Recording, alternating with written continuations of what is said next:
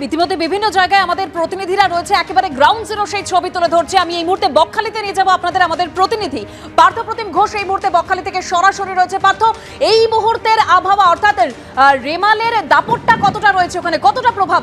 দেখো, রেমালের দাপট কিন্তু একেবারে দেখতে পাচ্ছ যে ঝড়, সেই ঝড়ের দাপট রয়েছে এবং একেবারে এই যে জায়গায় আমরা দাঁড়িয়ে রয়েছি এখান থেকে সামনেই বকখালি এবং যে সমুদ্র তট সেখান থেকে সম্পূর্ণ ফাঁকা করা হয়েছে। সমস্ত রাস্তাঘাট এই মুহূর্তে ফাঁকা। একের পরে যে গাছগুলো দেখতে পাচ্ছ সেই সব গাছ ইতিমধ্যে নুইয়ে পড়েছে এবং যে ঝড়, সেই ঝড়ের গতিবেগ অনেকটাই কিন্তু বেশি। যারা স্থানীয়রা এখানে বসবাস করেন সমস্ত দোকানপাট বন্ধ, হোটেলে নতুন করে ট্যুরিস্ট নেওয়া হচ্ছে না। যে সকল ট্যুরিস্ট রয়েছে তাদেরকে বলা হয়েছে তারা যাতে হোটেলের বাইরে না বেরোন এবং এই মুহূর্তে কিন্তু গোটা এলাকা শুনশান। এবং বকখালি দেখতে পাচ্ছ আমার সহকর্মী দীপ্তেন্দু যে ছবি তুলে ধরছে যে ঝড়ের যে দাপট, সেই দাপট বুঝতে পারছো কী পরিস্থিতি।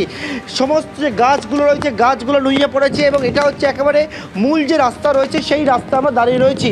অলি গলির ভেতরে যদি আমরা দেখতে পাই সেখানে কিন্তু বিভিন্ন যে ছোট ছোট রাস্তা রয়েছে সেখানে একের পরে গাছ ভেঙে পড়েছে এবং যেখানে গাছ ভেঙে পড়ছে সেখানে খবর পাওয়ার সঙ্গে সঙ্গে প্রশাসনের যারা আধিকারিক রয়েছেন তারা সেখানে গিয়ে সেখান থেকে কিন্তু সেই গাছ সরানোর চেষ্টা হচ্ছে, রাস্তা পরিষ্কার করছে। আমি কয়েকজন বাসিন্দা এখানে রয়েছেন তাদের সঙ্গে কথা বলবো। এই ঝড়ের মধ্যে তারা রাস্তায় কোনো রকমে নিজেদের যে দরকারি জিনিসপত্র সেই সব তুলে নিয়ে যাচ্ছেন। দিদি, এখানে এখন কি জিনিসপত্র গোছাচ্ছেন? হ্যাঁ। আপনার কি দোকান?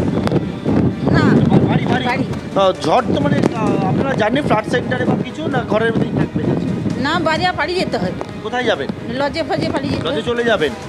লজে চলে যাবে বলছেন, বাড়ির বিভিন্ন জিনিসপত্র সেই সব কিছু সরাচ্ছেন। অর্থাৎ যে ছবি বুঝতে পারছো যে ঘূর্ণিঝড় রেমাল রাত্রেবেলা আছড়ে পড়বে, কিন্তু রাত্রে আছড়ে পড়ার আগে একেবারে এখন ঘড়ির কাঁটায় সন্ধ্যে 6টা, তার দাপট দেখলেই বুঝতে পারছো যে কী পরিস্থিতি হতে চলেছে। সেইটা নিয়ে কিন্তু আশঙ্কার মেঘ গুনছেন এবং প্রশাসনের তরফ থেকে ইতিমধ্যে বিভিন্ন জায়গার কি ছবি দেখতে পাচ্ছি। বকখালিতে ল্যান্ডফলের আগের কি পরিস্থিতি দেখলাম আমরা। আরো প্রতিনিধিরা বিভিন্ন জায়গা থেকে রয়েছেন, আমার অপর সহকর্মী পাপিয়া কথা বলবে তাদের সঙ্গে। পাপিয়া, একেবারে আমরা যা দেখতে পেলাম এখন সন্ধ্যে 6:07, এখনই ঝড়ের এত দাপট, দাঁড়াতে পাচ্ছেন না আমাদের প্রতিনিধিরা রাস্তায়, গাছ পর্যন্ত গাছগুলো শুয়ে পড়েছে।